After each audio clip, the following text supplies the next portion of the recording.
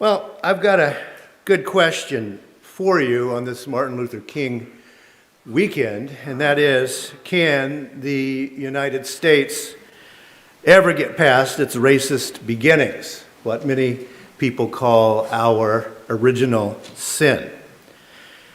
When we look around, it's easy to despair. I mean, how many committee meetings in how many cities have occurred since the murder of George Floyd? That's easy to despair when you think about it, and how many young people of color have died since. Yet, we are not a people of despair. The climate crisis, racism in America, broken systems, unjust systems, we keep hoping and we keep working because we believe that human beings can fix human problems. And we ask, what can we do? Well, it's time for us to embrace that kind of commitment as we look at the Martin Luther King Day weekend. And then we can ask, what can be done? After all, we do believe in evidence, and so here is some evidence for you that we can look at from pediatrics nationwide. Researchers have shown that babies of color are just as likely to experience bias as adults of color. But very young children don't interpret that experience in the same way as older children do. Children become aware of differences in physical characteristics of human beings, says this article, by the time they're 3 years old. They notice differences in sex, male, female, height, weight, hair texture, skin color, and so on. They see difference. These differences in physical characteristics are all normal. They're just part of our human variations as we go along. But by this age of 3, we are aware of them, and by age 4, children are aware of the social context of race. By age 4, they begin to recognize their own racial group and those of others. Depending on home and community experience, they may start to discriminate between certain variations of people, and they even choose playmates, some kids, according to those biases and differences. Children at 4 years of age are still in the early stage of racial identity development, where children of color tend to relate more to the dominant culture. Here in the United States, you know what that is. It's white culture. This is called the pre-encounter phase of racial identity development for children of color, says Dr. Spinks Franklin in this article. Now, children by the age of 9 become aware of their racial group's status within the larger society. Before, they just knew there were differences. Now they know where the status levels are, up, down, etc. For children of color, this is called the encounter phase.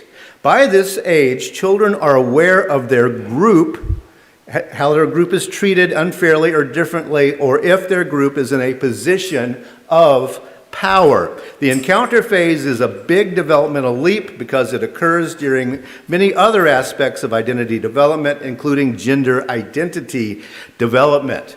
So that's what I want you to think about today. Notice that children at age 9 years become aware of their racial group's status within the larger society.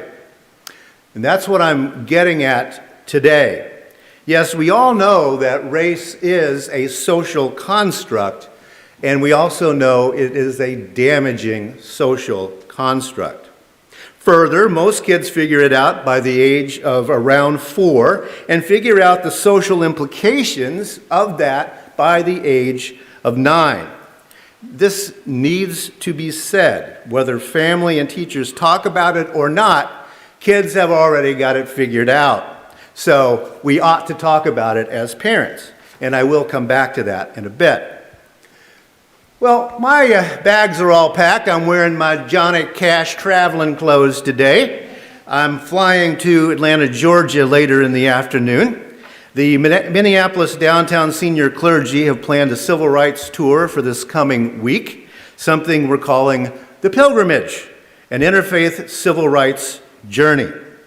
Now, I consider myself very fortunate to be invited along with this august group on this journey, and I'm invited because I represent you. So thanks a lot for allowing me to represent you on this trip.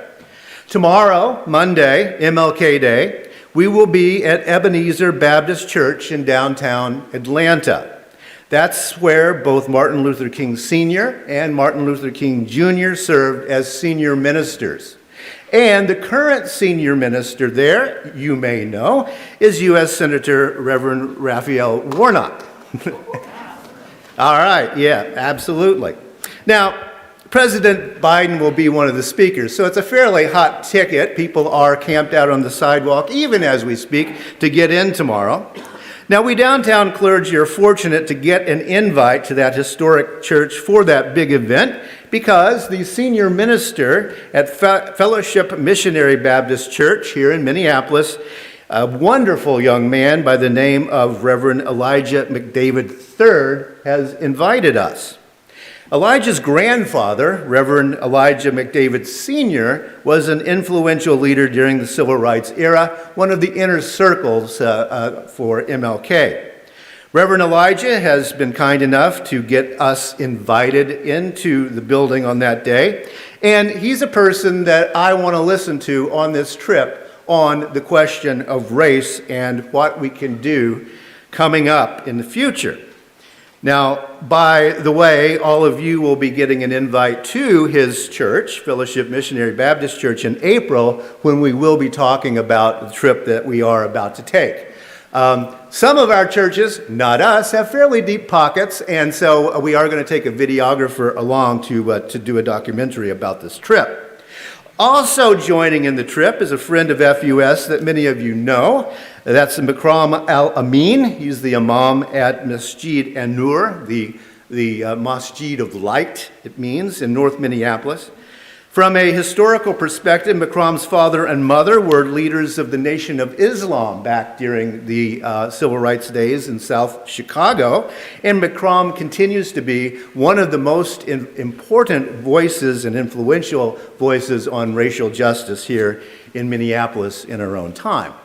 Imam Makram is also someone I want to listen to on this trip and learn from him on these questions. Now, also joining us is a new-ish senior minister from Plymouth Congregational Church. Some of you have seen me talk with him. We did a conversation back around Easter time of last year. Reverend Dr. Dwayne Davis is the child of 2 ministers and one of 15 kids, all right? And he grew up in southern Mississippi. Now, he's somebody I want to listen to. He is on a commission here in town working on police reform.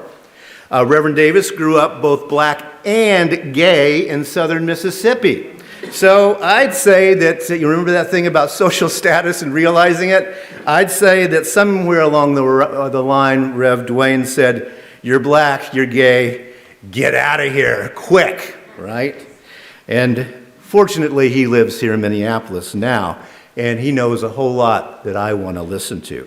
These are 3 leaders that I deeply respect, and I'm very honored to be with them on this trip, as with some other of our ministerial colleagues. We will be traveling to Selma, Alabama, if we can. Some of you have heard that Selma had a really bad tornado last week. Several people were killed in that area. We're still hoping to go, and if we do, we will be talking with the City Council of Selma, and I will be offering them some money to help them out. And next week, next Sunday, we will have our special offering here to raise money to donate to Selma.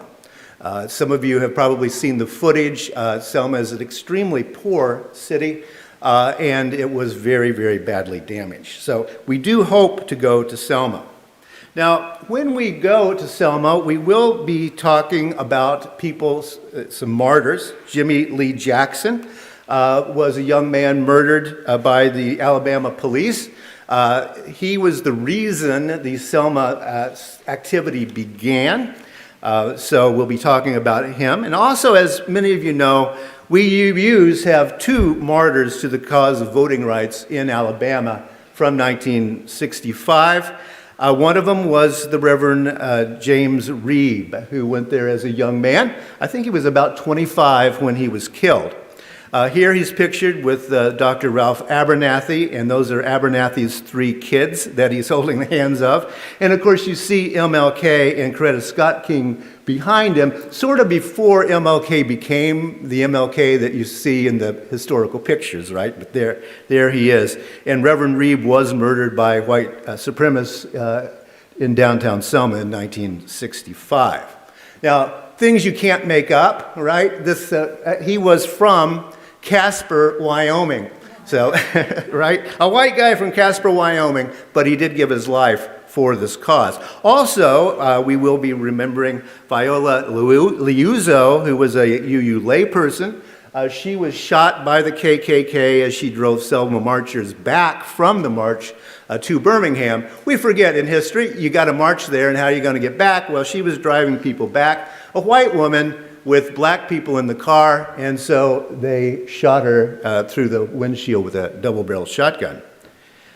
As always with history, the story is considerably more complicated than the thumbnail histories that come down to us. You just can't make movies about everything. Some of you attended a memorial service here for FUS member Bill Weir several months ago. He too went to Selma in 1965 as a young minister, and I told the story at that time that in the confusion of that time period, Bill's wife got a call from the Unitarian Universalist Association office in Boston that Bill had been shot and killed in Selma. Now, he got back home and walked in not having realized he had been reported murdered. So that was a little bit surprising, but such was the confusion of Selma in 1965. These were really brave human beings. Dr. King knew he was a marked man from that time forward. He was 35 years old in the picture that you saw, and he was murdered at age 39. Yes, he would be 94 tomorrow had he lived.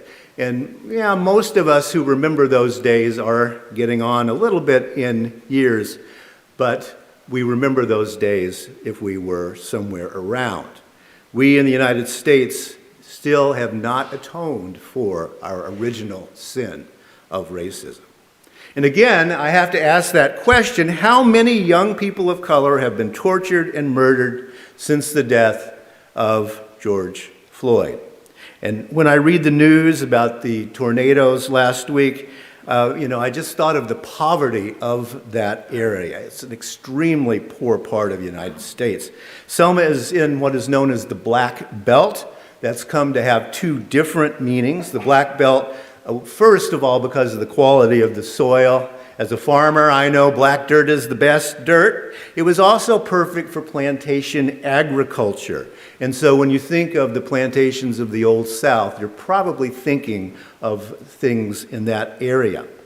After the Civil War and the end of legal slavery, the counties in the Black Belt of Alabama, and there was a little bit of the Black Belt goes on over into Georgia and on over into Mississippi, the majority of people were African American. And the same, of course, was true in the Mississippi Delta. The brutality and open suppression of African American personhood was open there because whites were outnumbered. But guess what? They were all in positions of power in government. And in those days, no black people were there. And that's why they were being prevented from voting. Another thing that needs to be said is that the Black Belt is still one of the poorest places in the United States. People there are still waiting for that solemnly promised 40 acres and a mule, and it still hasn't arrived. I suspect that most Americans, if I ask you, what's the poorest place in America? You would say Appalachia. Well, you probably know that because it's white. And the Black Belt is predominantly African American. racism. It's just built into the way history is taught and unfortunately the way so many of us think. So remember the black belt. Now, life is really strange, I have learned to know. You know that maybe know that I've been lecturing at the men's lectures, and one of the things that I've been talking about with those, I've done 2 or 3 at this point, is about the intersections of religion and race in the United States. And one of the things that I've talked about is my own experience during the civil rights years living in the South, mostly the Deep South, when I was a little kid. And yeah, by 9 years old, I did know the social structure. But despite that, I was attending integrated churches at that time. Now, how the heck could that be? How could it be that when people were getting killed in the South for simply sitting next to each other, how did we have integrated churches? Well, for one thing, we Pentecostals were super poor. So we were outside of any kind of power structure. So basically nobody even noticed us. And I'm sharing with you a contemporary picture. This is a sign. I don't think Minneapolis City Code would allow this sign for FUS, probably. But this is from today, from the Dolly Pond Church. It's on the border of Tennessee and Georgia, and it's a Pentecostal church. Now, how do I know that? And how did we find each other back in those days?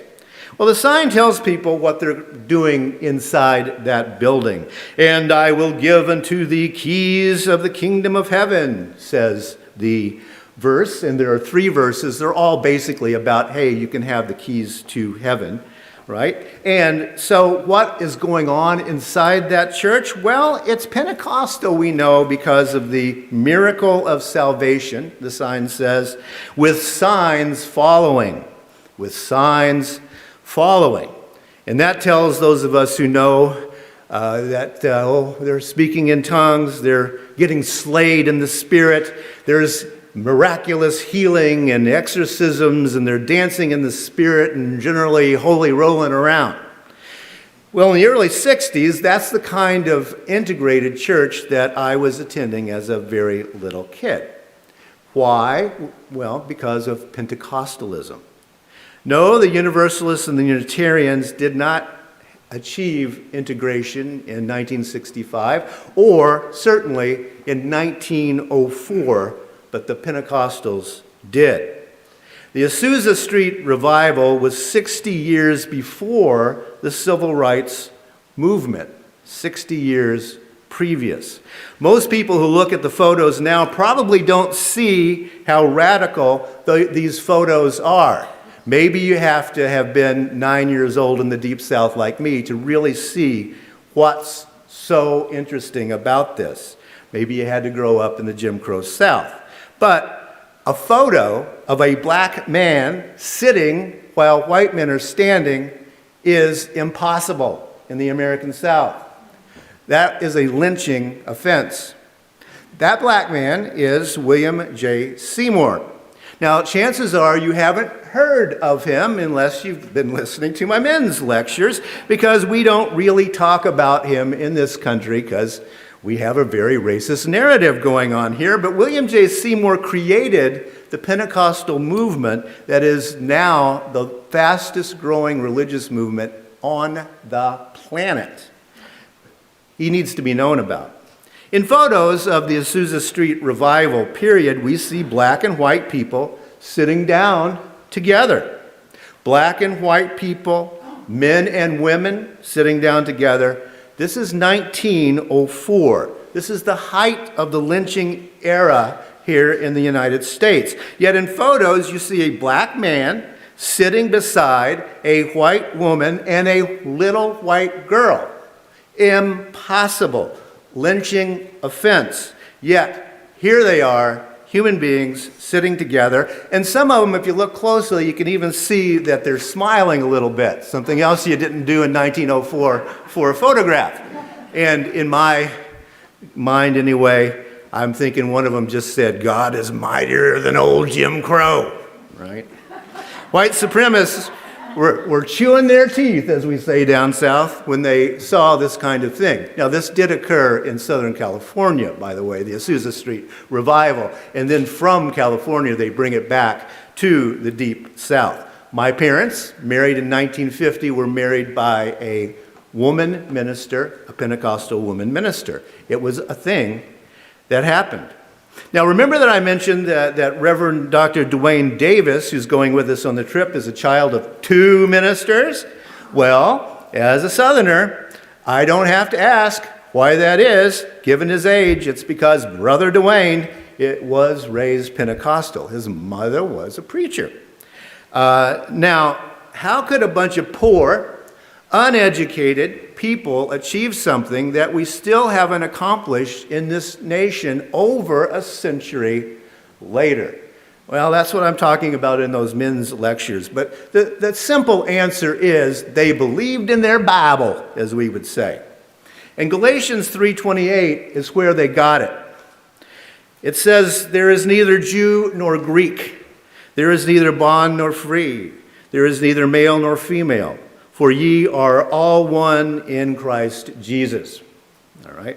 Now, remember that handwritten sign earlier that said miracle of salvation with signs following.